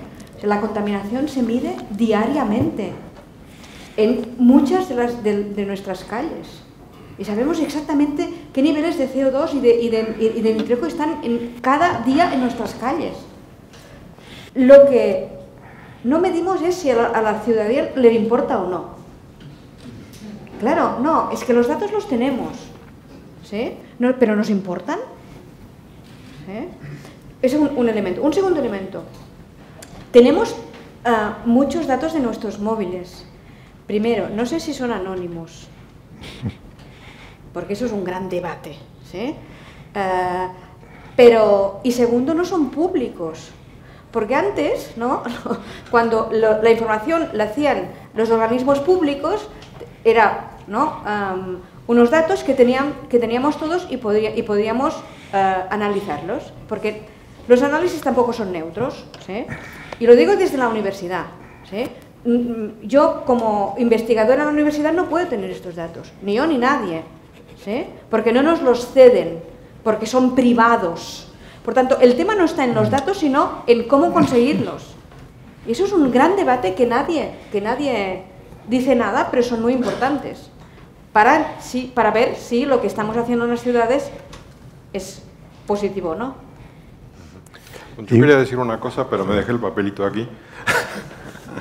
Unos datos que vi hoy sobre Madrid Central, porque hacemos muchísima hincapié, pero resulta que en Europa hay 280 zonas de restricción de tráfico contaminante, la primera fue establecida ya en Estocolmo, en finales de los 80.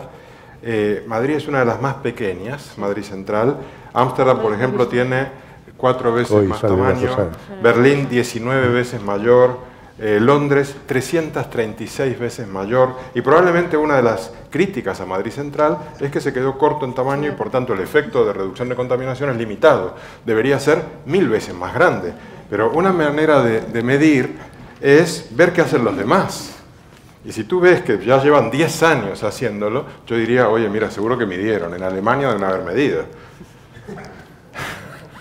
Por supuesto. A ver. Y luego un comentario que hacías al principio, que hablamos del pasado y no tanto del futuro. Es que el futuro va a ser muy igual al presente. Es que cuando hablamos aquí de ciudades maduras, lo que tenemos que es trabajar sobre la ciudad que tenemos, arreglarla, mejorarla, quitarle carriles y picar las aceras. Ojo, que es bastante complicado. Es decir, y quitarle carriles para usarlos es complicado.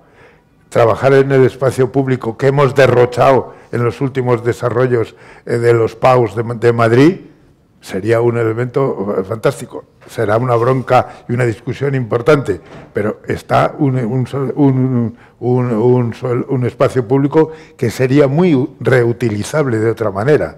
Vale, eso es lo que estamos. La ciudad hecha, madura, que tenemos que arreglarla, completarla, mejorarla, y no tanto seguir extendiéndola, porque eso es uno de los orígenes de estos desplazamientos eternos interurbanos en el que son un coche dependientes y que nos generan los problemas que tienen.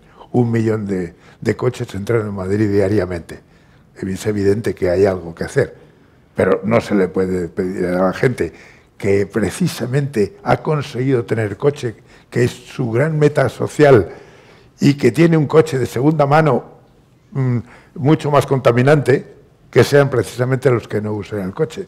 Luego habrá que ponérselo muy fácil, habrá que facilitar mucho las cosas, pero no seguir extendiendo, porque entonces sí que estamos aumentando el problema que queremos resolver.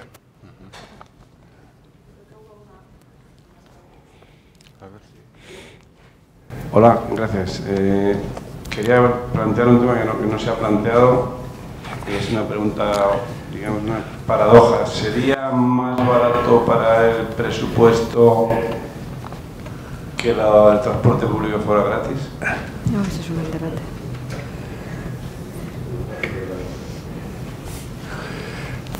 Bueno, supongo que tú es muy interesante, pero utilizar el transporte público, a ver, primero, antes de nada, gratuidad, ¿sí? Es un concepto que tendríamos que hablarlo, ¿sí? Porque gratis para todos, para los de renta alta y los de renta baja, ¿sí? Es decir, gratis para quien no pueda pagarlos, ¿no? ¿No? Porque si no, ¿no? Y eso en muchas ciudades se hace, supongo que aquí también, ¿no? O sea, el transporte público ya está bonificado en muchos grupos poblacionales que no pueden acceder, y además está subvencionado para todos, ¿sí? Y yo aquí no tengo el porcentaje de Madrid, pero en Barcelona el 50% del coste del transporte público está subvencionado y aquí también, y en muchas ciudades del mundo. Por tanto, esa gratuidad vista en distintos planos, ¿no? Porque la gratuidad no es solo no pagar toda la población, ¿sí? Me parece a mí mucho más equitativo y distributivo hablar de... No sé si sería más barato, no si es más equitativo. Más barato para... Porque se evitaría muchas infraestructuras de transporte que son carísimas. Se supone que el transporte público permitiría precisamente reducir inversiones para el transporte privado. ¿Porque aumentaría la demanda? No, porque no se construye, digamos, la pregunta era una paradoja en el sentido de que puede salir más barato que se haga algo gratuito, que aparentemente es un coste, por el ahorro en inversiones en infraestructuras para favorecer el transporte privado. Por ejemplo, por cada radial de peaje que nos ahorráramos, pues los ciudadanos de Madrid podrían viajar gratis a lo mejor 10 años. No, pero para llegar a Madrid, no, decíamos, a ver, esto es casi gratis. Estas tarjetitas, 12,80, bueno, para para los jubilados, no, para los mayores. Yo la utilizo muchísimo y no estoy jubilado ni quiero estar jubilado. Es decir, no, bueno, te digo, pero ya hay un grupo que cada vez somos más, cada vez somos un porcentaje que tenemos. Esto es prácticamente gratuito. Y lo que tú dices de la gratuidad, desgraciadamente, a la gente que viene por las radiales, que se usan muy poco, pero las radiales de peaje famosas, las radiales tradicionales, difícilmente, aunque le des el transporte público gratis, vendría en el transporte público. O sea, no es una cuestión de decir, ojo, es decir, habría que ver qué oferta o qué restricción le pones al coche para que use el transporte público y no el coche. Es decir, tenemos tal dependencia del coche.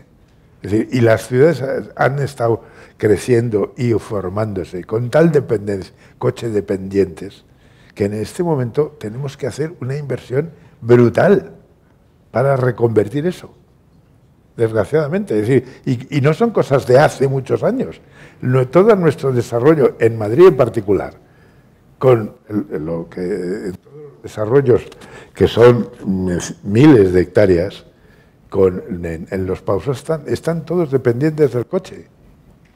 Por tanto, ojo, que reconvertir eso tiene que hacerse con mucho esfuerzo, mucha creatividad y mucho cariño y muchas facilidades para que dejen el coche. Y luego ya, cuando has hecho todo eso, le prohíbes llevar el coche. Pero a mi juicio, después de haber hecho todos los pasos anteriores. Bueno, pues yo creo que hay que establecer como incentivos para el uso del transporte público, buscar, no sé, incentivos fiscales o incentivos de algún tipo, un sistema de créditos que te permita puntuar más y luego canjearlo por, no sé, acceso al polideportivo, no sé. Por ejemplo, en todos los municipios de la periferia de Madrid, que son ciudades dormitorio y que estamos viniendo y yendo en el coche, yo tuve muchos años haciendo eso y vivo en Galapagar, con lo cual hacía 80 kilómetros por día, hasta que me di cuenta que si venía en el tren y luego cogía el metro, tardaba 3 horas, porque es 1 hora y media para venir, 1 hora y media para volver, pero se me ocurrió montar un club de lectura, de los cuales aquí tengo a como 4, 5, 6 compañeros del club que han venido, y uso esas 3 horas para leer. Y me siento 1000 veces más, tan lanzado que hasta me meto en una conferencia de movilidad. Gracias a esas 3 horas de estar leyendo, que es encontrarle la vuelta para que no sean horas perdidas. Porque cuando yo venía conduciendo, por más que me pusiese un podcast, la radio, estás de mal humor con los atascos, y quizás hay que incentivar a la gente para que descubra los beneficios que puede tener desplazarse con transporte público, las oportunidades que se abren. Sí. Estamos hablando de elementos más cualitativos, ¿no? O sea, porque muchas veces lo reducimos todo al precio y no es así. Nuestras decisiones cotidianas no son decisiones racionales que medimos y contamos, ¿no? Si eso me va a salir 3 pesetas, fíjate. Sí. Sino que son decisiones mucho más de percepción y de hábito y y de calidad de tiempo de viaje, ¿no? Y aquí, desde las políticas públicas tendríamos que hacer mucho más, ¿no? No solo lo hard, sino también lo soft en todo eso, ¿no? Cuando has dicho amabilidad, cariño, esas palabras nunca las utilizamos, ¿no? Para diseñar o planificar una ciudad, y creo que son muy útiles. No solo interesantes, útiles. Buenas noches. Yo desde hace mucho tiempo siempre he pensado que el Metro Madrid, por muy bien que esté y es un metro maravilloso, partiendo de la premisa de que obviamente el tiempo es uno de los bienes más preciados que tenemos hoy en día y que el transporte público es el futuro, el año pasado tuve la suerte de poder ir a Hong Kong y disfrutar de una movilidad completamente distinta. Siempre he pensado que el plano de Metro de Madrid se podría reformular, unificar todo y sacarle muchísima más rentabilidad. No sé hasta qué punto a la hora de montar una ciudad en un futuro tiene sentido obviamente alargar las líneas de metro sí, pero hacer tantas paradas en vez de una sola que unifique y poder alargar interiormente por debajo de la ciudad mediante cintas que te lleguen exactamente al mismo punto, porque al final si nos paramos a pensar en la zona del centro de Madrid, entre Sevilla, Plaza España y Gran Vía, no hay casi diferencia y creo que así se podría abaratar mucho los costes, aumentar la frecuencia de cada metro, incluso alargarlo por la noche y evitar muchos traslados de la periferia hacia el centro. No sé si a la hora de plantearse una nueva ciudad sería realmente esto el camino. No, pero no para la nueva ciudad, sino para la ciudad. Todas estas cosas que planteas son absolutamente cosas que yo creo que habría que plantear. Es decir, yo en Madrid se puede. ¿Tendría sentido? Por ejemplo, es decir, que las líneas de... Ahí yo de pasada ya estaba al final y no podía extenderme. Las líneas largas de MT, de los transportes, de los autobuses urbanos, son unas líneas pensadas precisamente para evitar el transbordo, que hacen un recorrido bastante largo, zigzagueante muchas veces, para recoger gente en los barrios. Luego llegan, por ejemplo, al eje de la Castellana, se superponen varias líneas en la Castellana, llegan a Cibeles, suben al centro y distribuyen en el centro. Eso, a mi juicio, en este momento es un disparate. Eso tendría que ser 3 líneas. Una línea con los mismos autobuses, por tanto, no en ese sentido sin mayor costo, líneas que solo alimentan al eje de la Castellana, que tuviera un único línea de tranvía, con mucho más capacidad, con una frecuencia enorme. Por tanto, si pierdes uno, es que casi estás viendo el que viene siguiente. Y recogiendo con el que sería y muy caro y muy complicado, pero a mi juicio fascinante, el mini intercambiadores en las paradas a lo largo de la Castellana, donde realmente el autobús que abre las puertas por la derecha, justo en el andén del tranvía que tiene las dobles puertas, y conecte con algo cubierto a los dos, por tanto no te mojas, pasar del autobús al tranvía. Y ese autobús vuelve al barrio a recoger gente. Llegado a Cibeles, Plaza España, otro tranvía único. ¿Qué pasa en este momento en la Gran Vía? Que la serie de líneas de autobús se paralizan unas a otras. Es decir, el gran problema que en este momento tiene la Gran Vía es que tanta línea que hay de autobuses y con distintas paradas, el autobús uno para y para a los demás.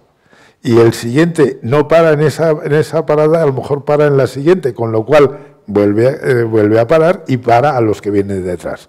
Eso reduce mucho el tiempo y la frecuencia real de la gente. Por tanto, ese tipo de, no lo sé, los transportistas, yo ya lo he propuesto alguna vez y se ponen como una una fiera. No les gusta nada estas cosas de cambiar de medios, de romper con los esquemas de toda la vida. Bueno, son enormemente conservadores los sistemas y la gente que lleva los sistemas de transporte. Pero todas esas cosas que tú dices, el tapiz rulant a lo largo de la Gran Vía o trozos de la Gran Vía, con esa inmensidad de gente andando, pues sería otra opción. Con una pérgola que cubra llena de vegetación en nuestro caluroso verano. Pues, como en las calles de Hong Kong elevadas, igual que con las escaleras mecánicas con las colinas de Hong Kong. Bueno, todo ese tipo de cosas en la ciudad existente, no en esa ciudad del futuro que vamos a hacer maravillosa, que nunca la haremos. Eso para irnos a China a proponer cosas, porque ahí sí que están 20 millones pasando del rural a urbano todos los años. Vale, ahí sí que hay mucho que hacer de nuevo y por tanto ahí se podrían entender. Pero en nuestras viejas ciudades, que nos gustan tantísimo y que todo el mundo envidia, tenemos que hacer estas filigranas que tú planteas, si es que es para aplaudirte. A ver. Sí, yo solo comentar, en Barcelona hemos cambiado la ruta de los autobuses, porque los autobuses hacían unas rutas que son adiciones de decisiones de no sabemos cuándo, y entonces dan unas vueltas y vuelven a... Y se está racionalizando, haciendo unas rutas horizontales y verticales con pequeños intercambiadores. Pero no han acertado en los intercambiadores. Y eso solo funciona no en la ruta, sino en el intercambiador. Y porque te hace caminar, ¿no? Y entonces nosotros no queremos bajarnos y caminar y subir, no. Queremos bajarnos y subirnos en ese mismo punto. Sin mojarnos. Sin mojarnos. Y sin pasar calor. Bueno, por supuesto. Sí, nosotros tenemos tarifa integrada, pero no han acertado en ese intercambiador. Y yo creo que otra idea de futuro y de presente es, tenemos que entender que los cambios son micros. Los cambios micros son lo importantes, ¿no? Eso, ¿cómo hacemos esos cambios micros en ese sistema tan maduro? Que muchas veces sabemos construir una cosa enorme, pero no hacer esos cambios micros, ¿no? Sumas, los incrementalismos. Claro. Buenas tardes. Con cariño. Pues quería felicitar a los asistentes y a los ponentes sobre esta idea tan maravillosa que son las ciudades, que son para las personas. A veces nos olvidamos y quería hacer una pregunta en relación a reforzar la coexistencia entre las circulaciones de peatones y de vehículos de todo tipo, bicicletas, en el cual a veces con planteamientos como casi de señalizar y de quitar bordillos y de hacer que la gente sea consciente de respetar el paso de una persona o de otra o de un vehículo, y casi que permitir a ver si es posible que las sociedades entiendan que las aceras son de todos, que el espacio público es de todo, y casi señalizar unos carriles rápidos de caminar, porque hay gente que se aposenta en un lugar y no deja circular. Eso sería posible reforzar y casi que quitar bordillos, quitar señalización. Todos respetamos para poder convivir en una ciudad para todos.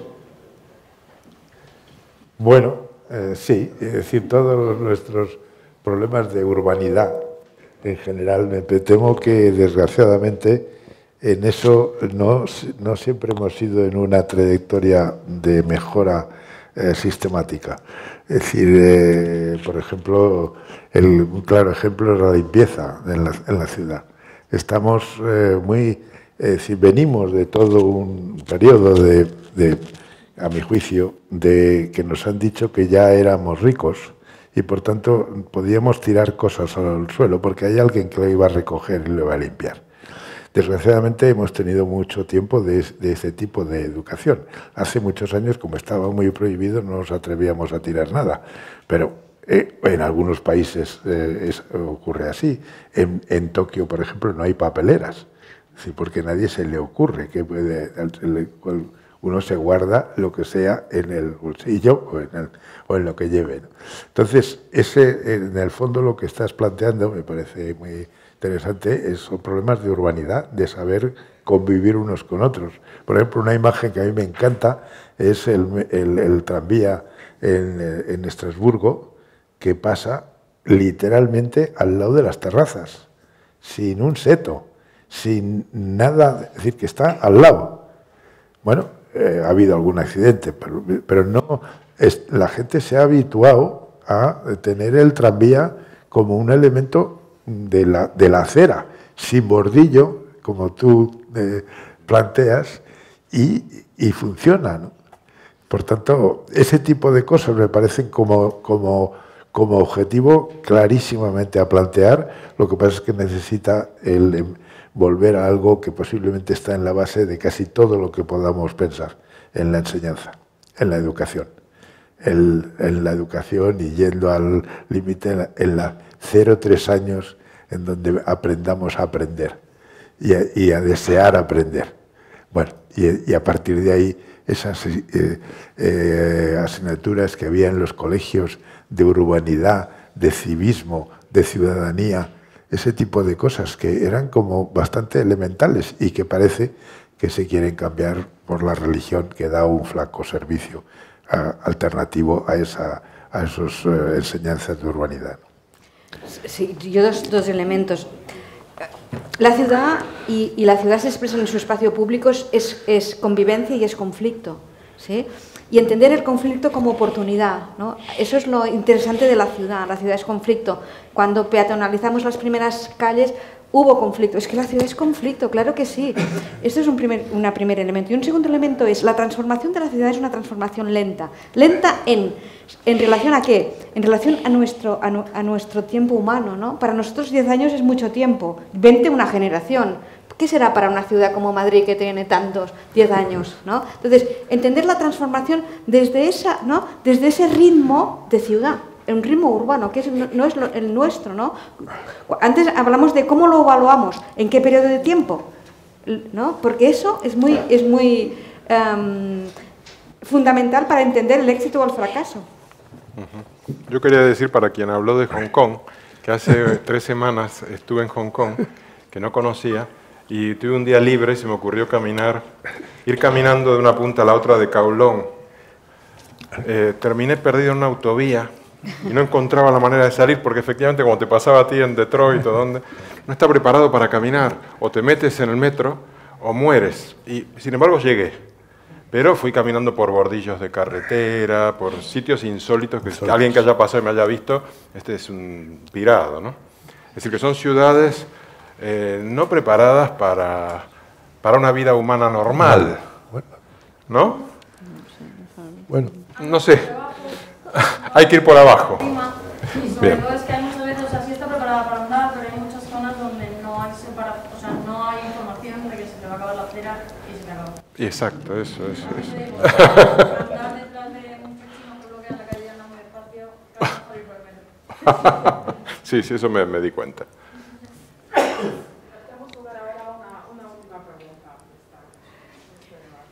Hola. En cuanto a...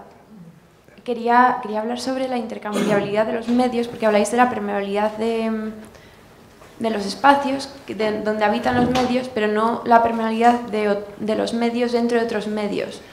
O sea, siendo las personas las que utilizamos diferentes medios y diseñamos los medios para las personas, creo que el metro, por ejemplo, no está bien diseñado para aguardar, sobre todo en épocas de muchísimas personas que lo llevan, carritos de bebé, sillas con ruedas, bicicletas, patines, patinetes, demás, eléctricos o no. Y bueno, luego también está, en un pequeño paréntesis para dejarlo ahí, el bicimat, que a lo mejor se podría utilizar con la tarjeta de transporte público, que sobre todo para, no sé, gente que se mueve mucho por la ciudad, pues estaría bien. Yo personalmente vivo en las afueras de Madrid, en Boadilla, y sí que aprovecho el tiempo, como decías tú, para leer y tal. Tengo 1h30 ida a la universidad todos los días, pero una vez en la ciudad, pasado ese espacio de suburbano a urbano, quiero utilizar los patines, quiero poder meterme por mis propias vías, que a lo mejor no cubre el transporte público, para ir a sitios concretos que a lo mejor son más largos, que no puedo andar en el tiempo que tengo con otros medios, pero utilizando el metro también y el bus. Y creo que el pez grande que se come al pez pequeño, pues con el transporte grande que aguarda los transportes pequeños, creo que deberían estar diseñados esos productos y esos sistemas más para que se mezclen, no solo para que cohabiten diferentes por separado en espacios comunes. Pero yo no sé, yo por ejemplo estoy viendo ahora un florecimiento aquí de los patinetes eléctricos. Yo por ejemplo cada vez que llego a la estación de metro de la oficina tengo que caminar 10 minutos y cada vez me ponen más patinetes. Todavía no me animé a cogerlo porque me han dicho que es peligroso, me puedo romper la cabeza, no sé tal. Pero ya me bajé la aplicación, ya me di de alta, ya estoy listo. Y cada vez que paso por ahí veo el patinete, me va tentando y creo que algún día lo voy a usar. Y yo creo que eso es lo que tú estás diciendo, que es una fórmula de micromovilidad para resolver los 10 minutos que tengo. A veces que llego tarde a una reunión, me convendría perder el miedo y coger el patinete. Que es el día que no debías cogerlo. Claro.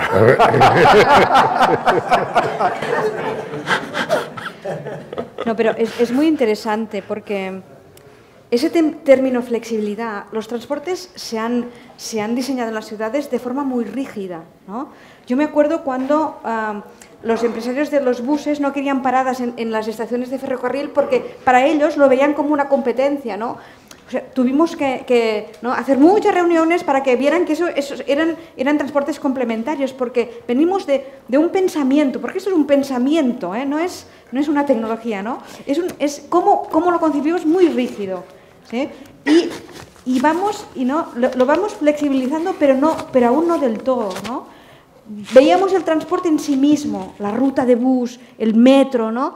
Y ahora lo tenemos que ver desde las personas que lo estamos utilizando. Eso es flexibilidad, ¿no? Que utilizamos distintos modos, que no somos solo conductores ni solo usuarios del transporte público, que lo podemos ser todo, ¿sí? Si el sistema nos lo permite.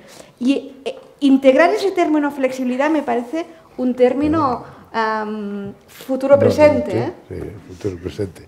Es que yo creo que tenemos que tener en cuenta, felizmente, o sea, lo que tú planteas es que estamos demandando ya eso. Felizmente hay una demanda de eso. ¿Por qué? Porque tú estás usando tú y nosotros estamos muchos más usando los transportes. Y todos. Antes el transporte se dividía en dos. Había los coches, que era la panacea, nos va a resolver todo. Y luego había unos pobres diablos que no tenían coche. Entonces, si tenían un autobús, que se dieran con un canto en los dientes. Es decir, encima con exigencias. Coño, ya les hemos dado un metro. Estoy haciendo la caricatura, pero es que así están construidos los sistemas de transporte de nuestras ciudades. Y están flexibilizándose, están poniéndose ascensores en las estaciones de metro, están poniéndose entradas distintas para poder hacerlo más flexible. Todavía no hemos llegado a bajar los autobuses al metro. Igual, por Dios, porque los usuarios de autobús no quieren ir en metro. Bueno, porque entre otras cosas hay que hacer no sé cuántas escaleras y hay mucha gente que le tira para atrás. Es decir, eso de empezar a pensar en que se usen las cosas y que el autobús no pare cerca de la estación. No, es que tiene que parar en la estación, allá arriba, para que bajes directo al tren en el aeropuerto. Durante mucho tiempo AENA decía que los trenes impedían y tenían conflicto con los mecanismos de navegación aérea. La parada del Prat de Llobregat, no sé si se ha cambiado, pero antes tenías que echar bote y merienda a coger en Málaga, casi te ibas a coger el metro y tenías que salir absolutamente del aeropuerto de Málaga. Es decir, esos horrores, cuando el aeropuerto de Zúrich, por ejemplo, es que está conectado directamente en la sala de check-in, como ahora por fin está en la T4 en Madrid, por fin. Pero es que realmente cada cosita de esas es un avance. que lo único que puede conseguirlo es que todos demandemos y exijamos que se haga un transporte y se conecten unos transportes con otros para el uso que necesitamos. Dilo muchas veces porque terminará pasando y se terminarán haciendo esas cosas. Tendremos que terminar el debate, al menos la parte formal, porque ahora Roca nos convida a continuar el debate en el espacio de abajo con una copita de vino, con un ambiente mucho más, más relajado.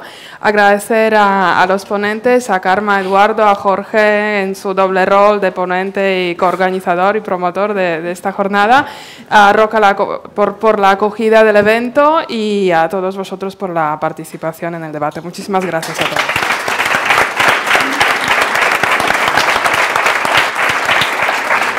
Bueno.